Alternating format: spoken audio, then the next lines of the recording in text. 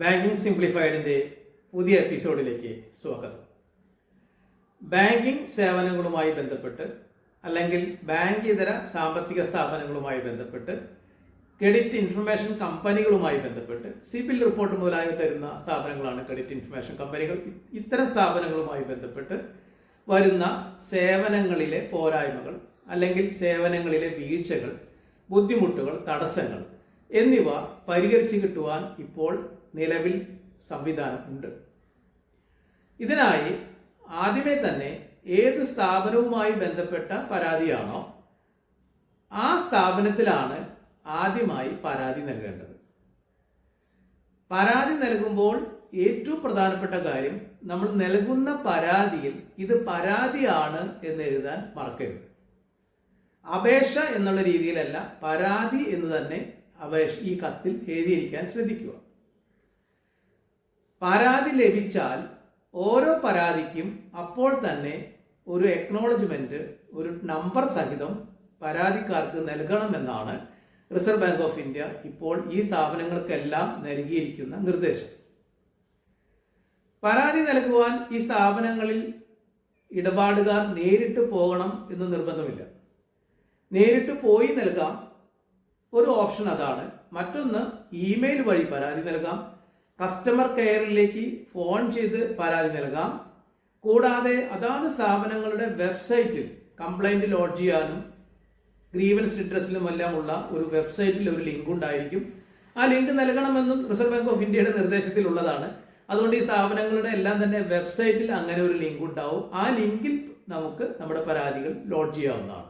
ഇങ്ങനെ ഏത് രീതിയിലാണ് നമ്മൾ പരാതി നൽകുന്നത് എങ്കിലും ഈ പരാതിക്ക് ഒരു എക്നോളജ്മെന്റ്, ഒരു നമ്പർ സഹിതം നമുക്ക് നമ്മുടെ മൊബൈലിലേക്കോ ഇമെയിൽ ഐഡിയിലേക്കോ ഉടനെ തരണം എന്നാണ് റിസർവ് ബാങ്കിന്റെ നിർദ്ദേശം. അത് സ്ഥാപനങ്ങൾ പൊതുവെ നൽകുന്നതാണ്.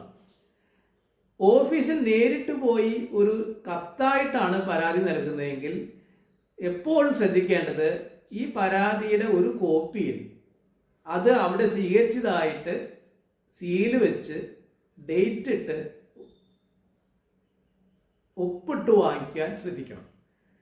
അങ്ങനെയാണെങ്കിൽ പിന്നീട് ഈ പരാതി നമ്മൾ നൽകിയില്ല, അല്ലെങ്കിൽ നൽകിയ തീയതി എന്നാണെന്ന് അറിയില്ല, കാണാതെ പോയി, അങ്ങനെയൊക്കെയുള്ള ചില ബുദ്ധിമുട്ടുകൾ ഒഴിവാക്കാൻ സാധിക്കും. അതുകൊണ്ട് നമ്മൾ ബാങ്കിൽ അല്ലെങ്കിൽ സ്ഥാപനത്തിൽ നേരിട്ട് പോയി ഒരു പരാതി എഴുതി കൊടുക്കുകയാണെങ്കിൽ ആ പരാതിയുടെ ഒരു കോപ്പിയിൽ അപ്പോൾ തന്നെ സീലും ഒപ്പും ഡേറ്റും എല്ലാം വെച്ച് ഒരു എക്നോളജ്മെന്റ് വാങ്ങിക്കുന്നതും നന്നായിരിക്കും. ഇങ്ങനെ പരാതി ലഭിച്ചു കഴിഞ്ഞാൽ അടുത്ത 30 ദിവസത്തിനുള്ളിൽ ഈ പരാതിക്ക് ഒരു തീരുമാനം ഈ ഒരു സ്ഥാപനം നമ്മളെ അറിയിക്കണം. തീരുമാനം ഒരു പക്ഷേ ഈ പരാതി പൂർണ്ണമായും പരിഹരിച്ചു തരുന്നതായിരിക്കാം, അല്ലെങ്കിൽ പൂർണ്ണമായും നിരസിക്കുന്നതായിരിക്കാം, അല്ലെങ്കിൽ ഭാഗികമായി പരിഹരിക്കുന്നതായിരിക്കാം. ഇതിൽ പൂർണ്ണമായും പരിഹരിക്കുന്ന രീതിയിലുള്ള ഒരു തീരുമാനമാണ് ഈ സ്ഥാപനം എടുക്കുന്നതെങ്കിൽ പരാതി അതോടുകൂടെ അവസാനിക്കുകയാണ്. പരാതിക്കാരുടെ ബുദ്ധിമുട്ടോ അല്ലെങ്കിൽ അതിൽ വരുന്ന ബുദ്ധിമുട്ടുകളോ തീർച്ചയായിട്ടും പരിഹരിച്ച് നൽകിയിരിക്കുകയാണ്. അതേസമയം പരാതി പൂർണ്ണമായിട്ടും നിരസിക്കുകയോ ഭാഗികമായിട്ട് നിരസിക്കുകയോ ചെയ്യുകയാണെങ്കിൽ അങ്ങനെ ഒരു തീരുമാനം ഈ സ്ഥാപനം സ്വമേധയാ എടുക്കാൻ പാടില്ല. അതിനു മുൻപായി ഈ കാര്യം അതാത് സ്ഥാപനങ്ങളിൽ റിസർവ് ബാങ്ക് ഓഫ് ഇന്ത്യയുടെ നിയമനം മൂലം നിയമിച്ചിട്ടുള്ള ഇന്റേണൽ ഓംബുഡ്സ്മാൻ എന്ന് പറയുന്ന അപെക്സ് ലെവൽ ഓഫീസിലേക്ക് ഈ കാര്യം അറിയിക്കേണ്ടതാണ്. ഈ സ്ഥാപനങ്ങൾ അപ്പോൾ ചെയ്യുന്നത്, ഈ പരാതിയും ഈ പരാതിയുമായി ബന്ധപ്പെട്ട് സ്ഥാപനത്തിന് പറയാനുള്ള മറുപടിയും അതിനെ സപ്പോർട്ട് ചെയ്യുന്ന രേഖകളും എന്തെങ്കിലും ഉണ്ടെങ്കിൽ ഇതെല്ലാം തന്നെ ഇന്റേണൽ ഓംബുഡ്സ്മാന് സബ്മിറ്റ് ചെയ്യുകയാണ്.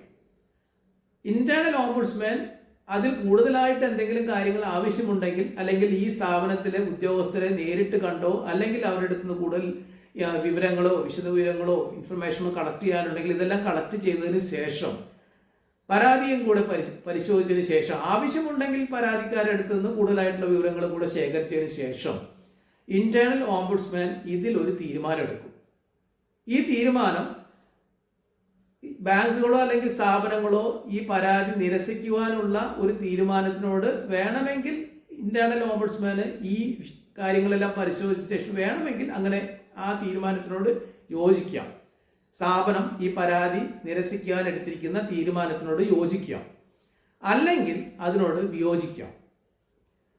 ഇന്റേണൽ ഓംബുഡ്സ്മാൻ ഇതിനോട് യോജിക്കുകയാണെങ്കിൽ, ഈ പരാതി നിരസിക്കുവാനുള്ള സ്ഥാപനത്തിന്റെ തീരുമാനത്തിനോട് യോജിക്കുകയാണെങ്കിൽ മാത്രമേ സ്ഥാപനം നിങ്ങളുടെ പരാതി ഞങ്ങൾ നിരസിച്ചിരിക്കുന്നു എന്ന് ഇടപാടുകാരന് അറിയിക്കുവാൻ പാടുള്ളൂ. അപ്പോൾ ആ കത്തിൽ ഇതും കൂടെ എഴുതിയിരിക്കണം. ബാങ്ക് ഇത് നിരസിച്ചിരിക്കുന്നു, അല്ലെങ്കിൽ ഞങ്ങൾ സ്ഥാപനം ഇത് നിരസിച്ചിരിക്കുന്നു, ഇന്റേണൽ ഓംബുഡ്സ്മാൻ ഈ തീരുമാനത്തെ അംഗീകരിച്ചിരിക്കുന്നു എന്നും കൂടെ നമ്മുടെ മറുപടിയിൽ ഉണ്ടായിരിക്കണം, നമുക്ക് ലഭിക്കുന്ന മറുപടിയിൽ ഉണ്ടായിരിക്കണം. മറിച്ച് ഇന്റേണൽ ഓംബുഡ്സ്മാന്റെ തീരുമാനം സ്ഥാപനത്തിന്റെ തീരുമാനത്തോട് അല്ലെങ്കിൽ പരാതി നിരസിക്കാനുള്ള തീരുമാനത്തിനോട് വിയോജിപ്പുള്ളതാണെങ്കിൽ ഇന്റേണൽ ഓംബുഡ്സ്മാൻ സ്ഥാപനത്തോട് പറയുന്നത് അത് കഴിയില്ല, ഇത് നിരസിക്കാൻ പാടില്ല, ഇത് പരിഹരിച്ച് നൽകേണ്ടതാണ് എന്ന് ഇന്റേണൽ ഓംബുഡ്സ്മാൻ ഒരു ഓർഡർ നൽകും ഈ സ്ഥാപനത്തിന്.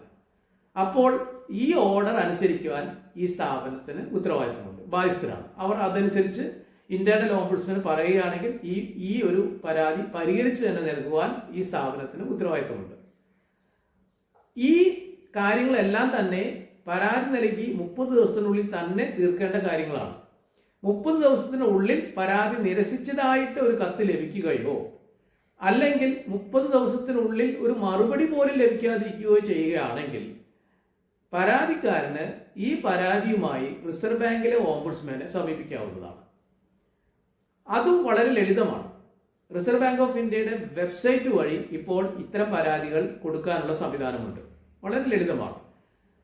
അവിടെ കംപ്ലൈന്റ് മാനേജ്മെന്റ് സിസ്റ്റം എന്ന് പറയുന്ന ഒരു ലിങ്ക് ഉണ്ട്, CMS.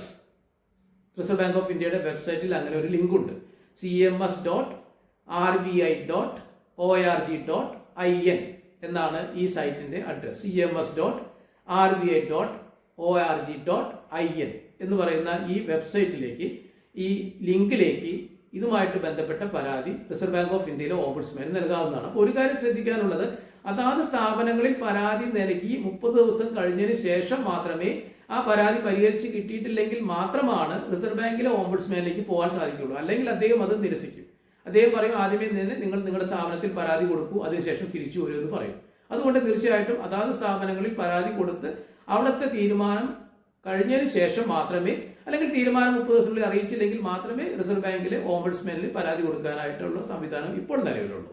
അങ്ങനെ നൽകുകയാണെങ്കിൽ റിസർവ് ബാങ്ക് ഓഫ് ഇന്ത്യ ഈ പരാതിയിൽ സാധാരണ രീതിയിൽ 15 ദിവസത്തിനുള്ളിൽ തീരുമാനമെടുക്കുന്നതാണ്. തീർച്ചയായിട്ടും ഈ സ്ഥാപനവുമായിട്ട് ഉള്ള രേഖകൾ കളക്ട് ചെയ്യുകയും സ്ഥാപനത്തിന്റെ അഭിപ്രായങ്ങൾ സ്വീകരിക്കുകയും വീണ്ടും റിസർവ് ബാങ്ക് ഓഫ് ഇന്ത്യയിലെ ഓംബുഡ്സ്മാൻ ഇന്റേണൽ ഓംബുഡ്സ്മാന്റെ അഭിപ്രായം ആരായുകയും അതിനുശേഷം യുക്തമായിട്ടുള്ള ഒരു തീരുമാനം റിസർവ് ബാങ്ക് ഓഫ് ഇന്ത്യയിലെ ഓംബുഡ്സ്മാൻ എടുത്ത് ഈ പരാതിയിൽ ഇടപാടുകാരെ അല്ലെങ്കിൽ പരാതിക്കാരെ അറിയിക്കുന്നതായിരിക്കും.